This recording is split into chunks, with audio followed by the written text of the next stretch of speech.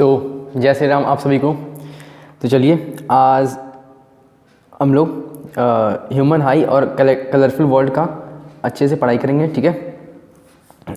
इसको समझेंगे और हर एक टॉपिक को अच्छे से समझेंगे। मैं इसको पार्ट वाइज अच्छे से समझाऊंगा, ठीक है। सबसे पहले हम लोग ह्यूमन आई को अच्छे से समझेंगे, ठीक है। तो चलिए class 10th, welcome to my channel BCI Rahul Kumar.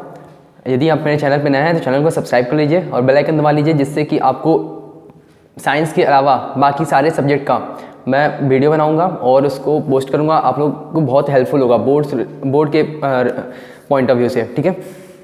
तो चलिए ठीक है। और इसमें मैं NCERT को अच्छे से हर एक लाइन बाय लाइन एक्सप्लेन करूंगा, कैसे क्या पढ़ना भी है, कैसे क्या इंपॉर्टेंस है, ठीक है। कौन से लाइन में क्या क्या क्वेश्चन बन सकता है, उसको मैं अच्छे से एक्सप्लेन करूंगा, ठीक है। तो मैं बेसिकली इसको छोटे छोटे पार्ट्स में इसको हर एक चैप्टर को पढ़ाऊंगा, ठीक है, जिससे कि आप लोग का ज़्यादा टाइम इस पर सोशल मीडिया पे नहीं लगाएं और अपना पढ़ाई पे ध्यान दें, ठीक है। तो चलिए ठीक है, स्टार्ट करते हैं human I and colourful world, ठीक है। देखिए chapter 10 human I and colourful world, ठीक है। देखिए आप लोगों ने पढ़ा है you have studied in a previous chapter. आपने अपनी प्रीवियस चैप्टर में, ठीक है, पढ़ा है about refraction of light by lens. पढ़ा है ना, लाइट में पढ़ाया हूँ reflection of light by lens कैसे होता है। एंड और आपने ये भी पढ़ा है उसका नेचर, पोजीशन और relative size of image form by the lens, ठीक है, उन सब के बारे में पढ़ा है। How can this idea help us in the study of human आई। अब ये उस आइडिया के बेसिस पे कैसे हम स्टडी करेंगे ह्यूमन आई को, चलिए देखेंगे। देखो human eye uses light and enable us to see object around us. जाहिर सी बात है, जो ह्यूमन आई है वो क्या करता है, the human eye uses light and enable अस, ठीक है, एंड इनेबल अस टू क्या करने के लिए, to see object around us, ठीक है। It has a lens in its structure. और जाहिर सी बात है हमारे आइज में क्या होते हैं, लेंस होते हैं, ठीक है। What is the function of the lens in the human आई। तो हम ह्यूमंस की आई में जो लेंस है उसका फंक्शन क्या है, ठीक है, अब उसके बारे में हम लोग देखेंगे, ठीक है। चलिए, how do the lens use in the spectacles correct the effect of vision, ठीक है। कैसे ही वो लेंस को हम लोग कई बार लेंस हम लोग यूज़ करते हैं ना अपने स्पेक्टेबल चश्मे में, ठीक है। Concave lens, convex lens, bifocal lens, ये सब यूज़ होता है, ठीक है। अब आगे जैसे ही टॉपिक पड़ेगा तो उसमें हम लोग बताएंगे कैसे क्या करना है, ठीक है। इस लेंस चश्मे में कौन सा लेंस का कैसे यूज़ होता है, ठीक है, कब कौन सा लेंस हमें लगाते हैं, दूर की चीज़ें नहीं दिखती हैं, पास की चीज़ें नहीं दिखती हैं, तो कौन सा क्या होता है, ये सब डिफेक्ट हैं, इन सब के बारे में हम लोग आगे अच्छे से पढ़ेंगे, ठीक है। Let us consider this question in the chapter. We have learn in the previous chapter about light and some of its properties. और हमने प्रीवियस चैप्टर में लाइट और उसके प्रॉपर्टीज़ के बारे में पढ़ा है, ठीक है। In this chapter we shall use this idea to study some of the optical phenomena in nature. और इस चैप्टर में हम लोग यूज़ करेंगे कुछ आइडिया और स्टडी करेंगे कुछ ऑप्टिकल जो हमारे फिनोमेना है ना नेचर में, उसके बारे में। And we shall also discuss about the rainbow formation, splitting of white light and blue colour in the sky. और हम लोग ये भी डिस्कस करेंगे किसके बारे में, रेनबो के बारे में, ठीक है। रेनबो का फॉर्मेशन कैसे हुआ, ठीक है, स्प्लिटिंग ऑफ व्हाइट लाइट का स्प्लिटिंग कैसे हुआ, ठीक है। फिर हमारी जो स्काई है वो ब्लू कलर क्यों दिखती है, अपीयरेंस होता है, उसके बारे में हम लोग जानकारी लेंगे, ठीक है। सबसे पहले हमारा टॉपिक है ह्यूमन आई, ठीक है। तो देखिए ह्यूमन आई, अब देखो सबसे पहले फिगर को समझते हैं।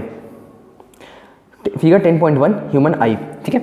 अब देखो इसमें इस फिगर को तुम लोग याद कर लेना, बना के प्रैक्टिस कर लेना, ठीक है। कभी कभी अगर बोर्ड में पूछ देता है, ठीक है, वैसे तो फिगर फिजिक्स में नहीं आता है, लेकिन अगर आ जाता है तो हम लोग उसमें रिस्क तो ले नहीं सकते। हमें तो पूरा NCERT के पहले पेज से, पहले वर्ड से लास्ट पेज के लास्ट वर्ड तक हमें अच्छे से हर एक कॉन्सेप्ट क्लियर होनी चाहिए।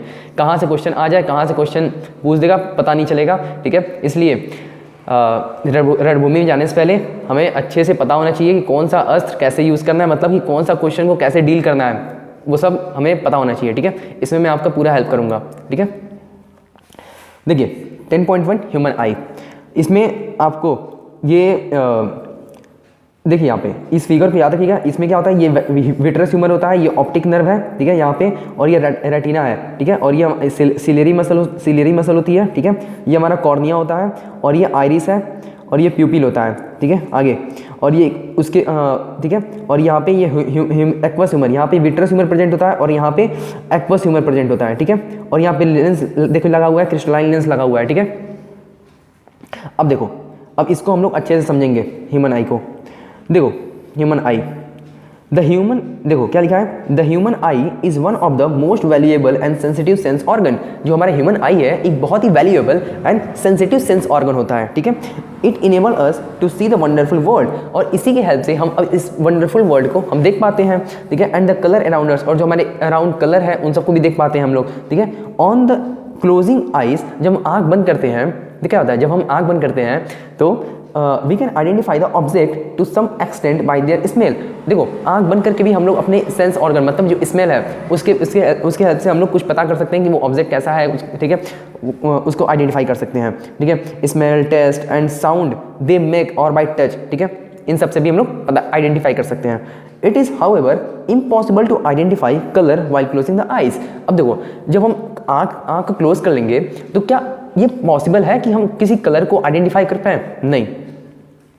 Thus, all the sense organ, the human eye is most significant one as it enable us to see the beautiful colorful world around us, ठीक है। अब देखो ये जितने भी सेंस ऑर्गन हमारे हैं, जो ह्यूमन आई है, ये मोस्ट सिग्निफिकेंट मतलब कि क्या होता है, सिग्निफिकेंट वन है, क्योंकि ये इनेबल करता है हमें, इससे पता चलता है क्या करना है, जिससे कि हम लोग देख सकते हैं इस ब्यूटीफुल कलरफुल वर्ल्ड को अपने सराउंडिंग में, ठीक है।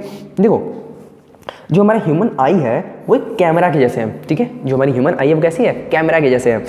It's lens system form a image on a light sensitive screen called retina, ठीक है। देखो इसका लेंस सिस्टम जो है ना वो फॉर्म करता है इमेज, कहाँ पे, एक लाइट सेंसिटिव स्क्रीन होती है जिसको क्या बोलते हैं, रेटिना। देखो क्लियर है, रेटिना, रेटिना क्लियर है। क्या बोला इसमें कि पहले तो लाइन तो ये बोल दिया कि ह्यूमन आई जो होती है वो एक कैमरा के जैसे है, ठीक है।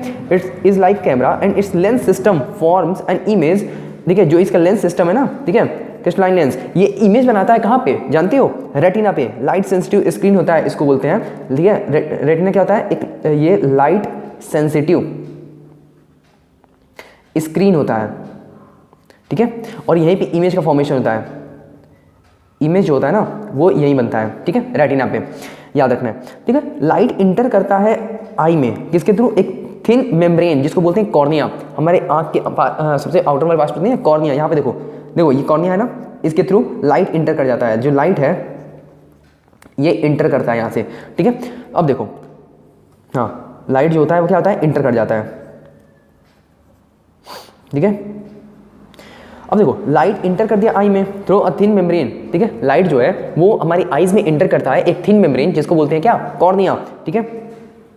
It forms a transparent bulge on the front surface of the eyeball। और ये क्या करता है, ये ट्रांसपेरेंट क्या करता है, बल्ज बनाता है on the front surface of the eyeball, ठीक है। जैसे कि यहाँ पे फिगर 10.1 में दिखाया गया है, ठीक है। कॉर्निया देखो यहाँ पे, ठीक है, एक बल्ज टाइप का। The eyeball is approximately spherical in shape with diameter of about 2.3 centimetre, ठीक है। याद रखिएगा इसको, जो आईबॉल होता है हमारा वो अप्रॉक्सीमेटली कैसा होता है, स्फेरिकल होता है। जो हमारी आईबॉल होती है वो कैसी होती है, स्फेरिकल होती है, ठीक है। और उसका डायमीटर कितना होता है, किसके अप्रॉक्सीमेटली हम लोग बोल सकते हैं कि 2.3 सेंटीमीटर होता है। And most of the refraction for the light rays entering the eyes occur at the corner surface of the cornea. और जितने भी रिफ्रैक्शन होते हैं ना लाइट के रेज जो हमारी इंटर करती हैं आइज में, वो कहाँ पे होती है, at the outer surface of the cornea. The crystalline lens merely provide the finger adjustment of the focal length required to focus the object at a different distance on the retina, ठीक है। ये जो crystalline lens है ना, इसी की help से जो इमेज है ना यहाँ पे रेटिना बनता है, ठीक है। एक फोकल लेंथ का एडजस्टमेंट भी हो जाता है इसमें। देखो we find a structure called iris. अब देखो हम लोग आइरिस के बारे में देखेंगे। We find a structure called iris behind the cornea. अब देखो कॉर्निया के बाद क्या होता है, आइरिस है, ठीक है। देखो ये हमारा पार्ट है कौन सा, आइरिस का, ठीक है। आइरिस एक डार्क मस्कुलर डायफ्राम होता है that control the size of प्यूपिल। याद रखिएगा इसको, आइरिस क्या होता है, आइरिस जो है एक डार्क मस्कुलर डायफ्राम है जो कंट्रोल करता है प्यूपिल के साइज को। जो हमारी प्यूपिल होती है ना उसके साइज को कौन कंट्रोल करता है, याद रखिएगा, आइरिस, ठीक है। The प्यूपिल regulate and control the amount of light. प्यूपिल क्या करता है, रेगुलेट करता है किसको, और कंट्रोल भी करता है अमाउंट ऑफ लाइट, ठीक है, जो हमारी आइज में इंटर कर रही हैं, ठीक है। देखो जो आई लेंस होती है वो फॉर्म करती है एक इन्वर्टेड रियल इमेज ऑब्जेक्ट का रेटिना पे। जो हमारी आई लेंस है वो एक इन्वर्टेड रियल इमेज बनाती है ऑब्जेक्ट का। कहाँ पे? रेटिना में। याद रखिएगा हमारे रेटिना पे जो आई लेंस होती है वो एक इन्वर्टेड इमेज बनाती है, रियल इमेज। वो भी याद रखना, inverted real image, virtual image नहीं, रियल इमेज बनाती है, ठीक है, ऑब्जेक्ट का। कहाँ पे? रेटिना में। याद रखना इसको, ठीक है। The eye lens forms inverted real image of the object. कहाँ पे? रेटिना पे, ठीक है, याद रखिएगा। Retina is a delicate membrane having a enormous number of light sensitive sales. जो हमारी रेटिना होती है ना, वो देखो ये जो रेटिना है, देखो जो रेटिना है इसमें क्या होती है, देखो रेटिना क्या होता है? एक डेलिकेट सेंसिटिव मेम्ब्रेन होता है जिसके पास enormous number of light sensitive cell होती हैं। इनॉर्मस मतलब बहुत ज़्यादा नंबर की लाइट सेंसिटिव सेल होती हैं, ठीक है। कहाँ पे होती हैं? रेटिना पे, ठीक है। रेटिना एक डेलिकेट मेम्ब्रेन है जिसके पास क्या होता है? बहुत ज़्यादा number of light sensitive sales होती हैं। ये जो लाइट सेंसिटिव सेल्स है ना, ये एक्टिवेट हो जाती हैं upon the illumination and generate करती हैं इलेक्ट्रिकल सिग्नल, ठीक है। ये लाइट सेंसिटिव सेल्स हैं ये एक्टिवेट हो जाती हैं अपॉन इल्यूमिनेशन एंड जनरेट करती हैं एक इलेक्ट्रिकल सिग्नल जनरेट करती हैं। और वो सिग्नल जो होता है वो सेंड भेजा जाता है फिर उसके बाद ब्रेन को, ठीक है। फिर उसके बाद वो सिग्नल ब्रेन को जाता है, किसके थ्रू? ऑप्टिक नर्व के थ्रू। याद रखिएगा वो सिग्नल जो होता है वो ब्रेन को जाता है किसके थ्रू? ऑप्टिक नर्व के थ्रू, ठीक है। और ये ब्रेन इंटरप्रेट करता है सिग्नल को। फिर उसके बाद ब्रेन क्या करेगा? सिग्नल को इंटरप्रेट करेगा और फाइनली प्रोसेस करेगा इन्फॉर्मेशन को, so that we perceive object as they are, ठीक है। फिर उसके बाद हम लोग ऑब्जेक्ट को देखते हैं जैसे कि वो ऑब्जेक्ट है, ठीक है। दिख रहे हो ऑप्टिक नर्व हमारे आईज और ब्रेन के बीच में क्या कैसा कनेक्शन है। अब देखो अब हमारा नेक्स्ट टॉपिक है पावर ऑफ एकोमोडेशन।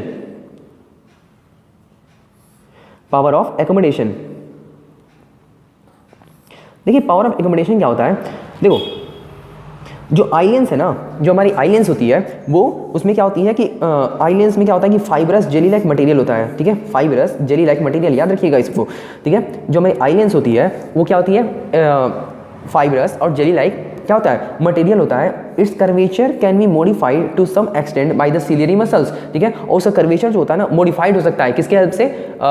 याद रखना सिलियरी मसल की हेल्प से, ठीक है, सिलियरी मसल की हेल्प से, ठीक है। पहले मैंने पढ़ा कि आई लेंस जो होती हैं उसमें क्या होती है? फाइबरस, और हमारी जो आई लेंस होती है उसमें फाइबरस और जेली लाइक क्या होती हैं? सब्सटेंस मटेरियल होती है। और उसी कर्वेचर जो होती है उसको क्या कर सकता है? वो मॉडिफाइड हो सकता है किसके हेल्प से? सिलियरी मसल की हेल्प से, ठीक है, सिलियरी मसल की हेल्प से, ठीक है। याद रखिए, देखिए यहाँ पे सिलियरी मसल दिया है ना, ये देखो यहाँ पे सिलियरी मसल, ठीक है, उसके हेल्प से। देखो अब लिखा है the change in the curvature of eye lens can दस चेंज इन फोकल लेंथ। अब देखो आई लेंस का कर्वेचर अगर चेंज होगा, लिखा है क्या? The change in the curvature of eye lens. अगर आई लेंस का कर्वेचर चेंज होगा, ठीक है, इससे क्या होगा? फोकल लेंथ भी चेंज होगा, ठीक है। And when the muscles are relax, जब मसल्स जो होंगी रिलैक्स होंगी तो लेंस बिकम थिन, ठीक है। जब मसल्स रिलैक्स होंगी ना तो जो हमारा लेंस होगा वो क्या होगा? थिन हो जाएगा, ठीक है, लेंस बिकम थिन। याद रखिएगा इस लाइन को, बहुत इंपॉर्टेंट है ये लाइन्स, बहुत इंपॉर्टेंट है, स्टार बना रहा हूँ, ठीक है। The change in the curvature of eye lens can change the it's focal length and when the muscles relax, ठीक है। जब मसल्स रिलैक्स कर जाती हैं तो जो हमारी लेंस होती है ना वो पतली हो जाती हैं, थिन हो जाती हैं, ठीक है। एंड दस इट्स फोकल लेंथ इंक्रीज। अब देखो मसल्स रिलैक्स किया तो क्या हुआ? लेंस थिन हो गई और फोकल लेंथ बढ़ गया। याद रखना मसल्स रिलैक्स करता है तो लेंस जो होती हैं थिन हो जाती हैं और फोकल लेंथ जो होता है वो क्या करता है? बढ़ जाता है, ठीक है। And this enable us to see a distinct object clearly. और यही कारण है कि हम दूर के ऑब्जेक्ट को क्लियरली देख लेते हैं, ठीक है। And when you are looking at the object closer to the eye, अब मान लो कोई ऑब्जेक्ट है, मैं एकदम पास आई के एकदम पास लेके आ रहा हूँ, ठीक है। द सिलेरी मसल कॉन्ट्रैक्ट, तो हमारा जो सिलेरी मसल होता है ना वो कॉन्ट्रैक्ट कर जाता है। अब कॉन्ट्रैक्ट करेगा तो क्या होगा? This increase the curvature of the eye lens. अब ये क्या करेगा? आई लेंस की कर्वेचर क्या कर देगा? बढ़ा देगा। And the eye lens then become thicker, और जो हमारी आई लेंस है वो क्या हो जाएगी? और ज़्यादा थिक हो जाएगी, ठीक है। कंसिक्वेंटली उसका फोकल लेंथ भी क्या होगा? घट जाएगा। देखो ये एक दूसरे के वाइस वर्सा है क्या? अगर हम दूर के ऑब्जेक्ट को देखना है तो हमारी जो मसल्स हैं सिलेरी मसल्स वो रिलैक्स कर जाती हैं, लेंस थिन हो जाती हैं और फोकल लेंथ बढ़ जाता है और इससे हम लोग दूर के ऑब्जेक्ट को क्लियरली देख सकते हैं। ठीक उसका उल्टा हमारा क्या है? अगर ऑब्जेक्ट पास के ऑब्जेक्ट को देखेंगे, ठीक है, तो ये हो जाता है। This enable us to see nearby object clearly, ठीक है। अब देखो the ability of eye lens to adjust its focal length, उसको क्या बोलेंगे? एकोमोडेशन, ठीक है, याद रखना है इसको। कभी भी पूछ देता है, ठीक है। एकोमोडेशन क्या होता है, तो याद रखना कि the ability of eye lens की वो एबिलिटी जिससे कि वो एडजस्ट करे अपने फोकल लेंथ को, ठीक है, उसको क्या बोलते हैं हम लोग, एकोमोडेशन बोलते हैं, ठीक है। देखो however it's focal length of the eye lens can not be decrease below the certain minimum limit, लेकिन जो फोकल लेंथ होता है आई लेंस का, ठीक है, वो डिक्रीज नहीं कर सकता है, उसका भी एक लिमिट है, उससे कम नहीं हो सकता है। Try to read a printed page by holding it very close to your eyes. मान लो कोई मान लो तुम्हारे पास एक प्रिंटेड पेज है, उसको अपने आई के एकदम क्लोज रखो, ठीक है, एकदम क्लोज। अब उसको पढ़ो, क्या पढ़ पाओगे, it is very difficult to read, okay. You may see the image being blur और feel strain to the eyes. अब देखो लिखा एनसीईआरटी कितना अच्छा कि तुम जो पास में जो अगर रख के पढ़ोगे, ठीक है, तुम्हारे आंख में भी पेन होने लगेगा और जो इमेज होगा ना उस पर या फिर जो लिखा हो उस पर लैंग्वेज, वो भी क्या देगा, जो वर्ड्स हैं वो भी एकदम ब्लर दिखने लगेंगे, ठीक है। To see an object comfortably distinctly you must hold it about 25 centimetre from the eyes. देखो अगर तुम ऑब्जेक्ट को क्लियरली और कंफर्टेबल के साथ अच्छे से कंफर्टेबल के साथ तुम उसको देखना चाहते हो, तो एक काम करो, उसको क्या करो, उसको अपने आईज से 25 सेंटीमीटर दूरी पर रखो, तो उसको तुम अच्छे से क्लियरली देख सकते हो, पढ़ सकते हो, ठीक है। उससे कम हुआ तो it will be very difficult. The minimum distance eight which the object can be seen most distinctly without strain is called least distance of the distant vision. बहुत इंपॉर्टेंट है, ठीक है, याद रखिएगा। और ये भी इंपॉर्टेंट है, 25 सेंटीमीटर फ्रॉम द आईज पूछता है, ठीक है। तो याद रखना the minimum distance eight which object can be seen, वो मिनिमम डिस्टेंस जहां पे ऑब्जेक्ट को हम लोग क्या कर सकते हैं, देख सकते हैं, ठीक है। मोस्ट डिस्टिंक्टली विदाउट स्ट्रेन, मतलब बिना किसी स्ट्रेन के हम लोग ऑब्जेक्ट को देख सकते हैं, उसको हम लोग क्या बोलते हैं, least distance of distinct vision. क्या है, least distance of distinct vision, least distance of distinct vision, ठीक है, याद रखिएगा इसको। अब देखिए it is also called the near point of eye, और इसको हम लोग क्या बोलते हैं, नियर पॉइंट ऑफ आई बोल सकते हैं, ठीक है। तो याद रखिएगा क्वेश्चन किसी भी फॉर्म में पूछ सकता है, ठीक है। For young adult with normal vision, मान लो कोई यंग एडल्ट है नॉर्मल विजन के साथ, the near point is about 25 centimetre, ठीक है। For young adult with normal vision, near point उसका कितना होता है, यंग एडल्ट के लिए नॉर्मल विजन के लिए, for young adult with normal vision, ठीक है, तो उसका जो नियर पॉइंट होगा वो कितना होगा, 25 सेंटीमीटर, ठीक है। The farthest point up to which the eye can see the object clearly is called far point of the eye, और जो फार्टेस्ट पॉइंट है जहां तक ऑब्जेक्ट हमारी आई ऑब्जेक्ट को देख सकती है क्लियरली, उसको क्या बोलते हैं हम लोग, उसको हम लोग बोल सकते हैं far point of the eye, ठीक है। And it is infinity for a normal eye, एक नॉर्मल आई के लिए क्या होता है, ये इन्फिनिटी होता है, ठीक है। And you may note here a normal eye can see object clearly that are between 25 centimeter and infinity। अब देखो यहाँ पे क्या लिखा हुआ है कि a normal eye can see object clearly कहाँ से कहाँ तक, between 25 सेंटीमीटर से infinity तक हम लोग ऑब्जेक्ट को क्लियरली देख सकते हैं, ठीक है। चलिए ठीक है, सब याद रखिएगा, इंपॉर्टेंट है, ठीक है। Sometime the crystalline lens of the people at the old age become milky and cloudy, ठीक है। कभी कभी क्या होता है, जो क्रिस्टलाइन लेंस होती है ना, ठीक है, पीपल्स में एट बेसिकली ओल्ड एज में, याद रखना बेसिकली कौन से ओल्ड एज में, ओल्ड एज में, ठीक है, वो क्या हो सकता है, मिल्की हो जाता है और क्लाउडी हो जाता है। This condition is called cataract, और इस कंडीशन को क्या बोलते हैं, कैटरैक्ट बोलते हैं, याद रखना इसको, बहुत इंपॉर्टेंट है ये, ठीक है, बोर्ड में क्वेश्चन पूछा हुआ है इस पे। कभी भी क्या होता है कि जो क्रिस्टलाइन लेंस होता है पीपल का एट ओल्ड एज पे, वो कैसा हो जाता है, मिल्की भी हो जाता है और क्लाउडी भी हो जाता है। इस कंडीशन को हम लोग बोलते हैं कैटरैक्ट, ठीक है। और दिस कॉज पार्शियल और कंप्लीट लॉस ऑफ विजन, मतलब इसमें पार्शियल मतलब कि विजन जो है अच्छे से क्लियर नहीं होता है, या तो कंप्लीटली लॉस हो जाता है विजन, या फिर दिखता भी है ना तो बहुत ही डिफिकल्ट होता है देखने में, मतलब कि विजन बहुत ही हल्का हो जाता है, बहुत ही कम हो जाता है, ठीक है। And it is possible to restore vision through the cataract surgery, और एक ही चीज़ है, इस अगर आप विजन को फिर से वापस लेना है तो एक ही तरीका है, कैटरैक्ट सर्जरी की हेल्प से हम लोग क्या कर सकते हैं, अब उस विजन को वापस ले सकते हैं, ठीक है, रिस्टोर कर सकते हैं विजन को। अब देखिए, अब नेक्स्ट यहाँ तक हमारा ये पहला पार्ट था। अब नेक्स्ट पार्ट में हम लोग defect of vision and their correction के बारे में पढ़ेंगे अच्छे से, ठीक है। तो वीडियो कैसा लगा, ये पहला पार्ट था हमारा, ठीक है। वीडियो कैसा लगा कमेंट सेक्शन में बताना मत भूलना, अगर कोई क्वेश्चन है तो कमेंट सेक्शन में पूछ लेना, ठीक है। और नेक्स्ट चैप्टर नेक्स्ट वीडियो कौन से चैप्टर पे चाहिए बता देना, मैं उसका अच्छे से वीडियो बना करके एक्सप्लेन करके वीडियो पोस्ट कर दूंगा, ठीक है। तो तब तक लिए अच्छे से पढ़ाई करते रहो, बोर्ड में अच्छे नंबर लाने हैं, ठीक है। चलो ठीक है।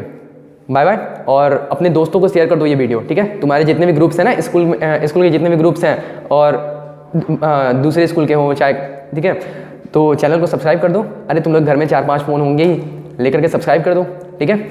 और अपने फ्रेंड्स को शेयर कर दो, ठीक है। और कोई क्वेश्चन है तो पूछ लेना पक्का, ठीक है। और वीडियो कैसा लगा लाइक करना। Bye, have a nice day, जय हिंद।